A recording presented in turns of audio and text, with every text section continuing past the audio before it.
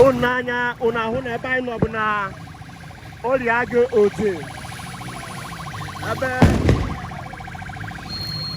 everyone now working Udi government secretariat. Ana agbari ampona ane.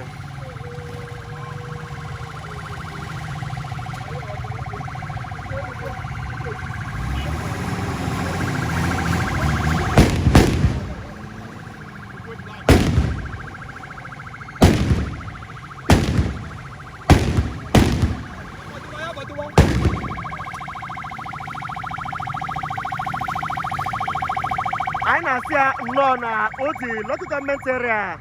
Reverend Dr. Oscar Okechukwu Egwuonwu Egweji anya wana anate ha inanya ina hụ na yabo nnukwu mmadụ ama n'ụwa niile abatago Udi. He was the former local government chairman